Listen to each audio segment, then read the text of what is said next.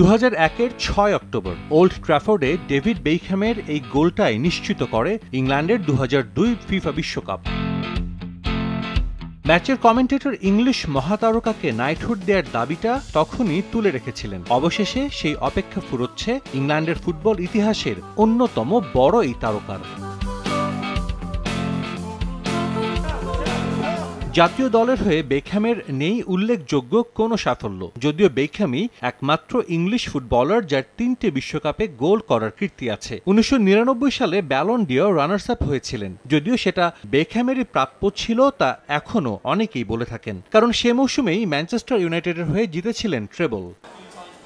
বর্ণাঢ্য club career মাঠের বাইরেও দাতব্যমূলক কাজ করে বরাবরই প্রশংসা কুড়িয়েছেন ইংল্যান্ডের জার্সিতে 115টি ম্যাচ খেলা এই মিডফিল্ডার। কদিন আগেই নিজের 50তম জন্মদিন পালন করা বেক্স এবার পেতে যাচ্ছেন বড় উপহার।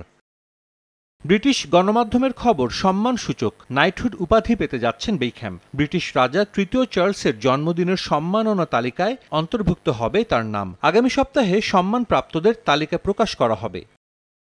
এর আগে 2003 সালে ব্রিটিশ সাম্রাজ্যের সম্মানসূচক পদবি order of the British empire OBE পেয়েছিলেন ইংল্যান্ডের সাবেক অধিনায়ক, যা তাকে প্রদান করেন ব্রিটেনের তৎকালীন রানী দ্বিতীয় এলিজাবেথ। ফ্যাশন ইন্ডাস্ট্রিতে অবদানের জন্য বেকহ্যামের স্ত্রী সাবেক পপ তারকা ভিক্টোরিয়াও পেয়েছেন order of the British empire. অবশ্য ফুটবল থেকে অবসরে যাওয়ার পরপরই শোনা গিয়েছিল নাইটহুড পাবেন বেক্স। 2014 সালে সম্মাননা তালিকায় নাইটহুড পাওয়ার দ্বার প্রান্তে ছিলেন তিনি, কিন্তু কর ফাঁকি দেওয়ার অভিযোগ থাকায় রেভিনিউ অ্যান্ড কাস্টমস ডিপার্টমেন্ট তার মনোনয়নে বাধা দেয়। ফুটবল ছাড়াও ইংল্যান্ডের স্বার্থ সংশ্লিষ্ট নানা বিষয়ে কাজ করে গেছেন বেকহ্যাম। 2012 লন্ডন অলিম্পিক আয়োজন নিশ্চিত করতে গুরুত্বপূর্ণ ভূমিকা রাখেন সাবেক এই ফুটবলার। 2005 সাল থেকে ইউনিসেফের শুভেচ্ছা দূত হিসেবেও কাজ করছেন।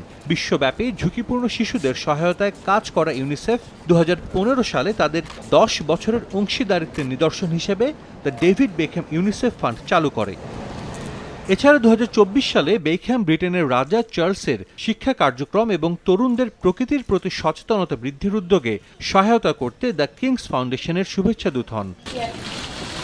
ফুটবল ছাড়লেও এখনও এই খেলাটা নিয়ে আছেন বেকহ্যাম।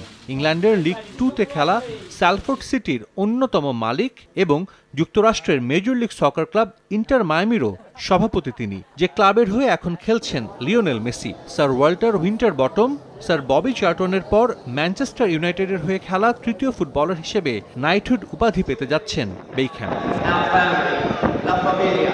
সাজিদ মুস্তাহিদ, সময় সংবাদ।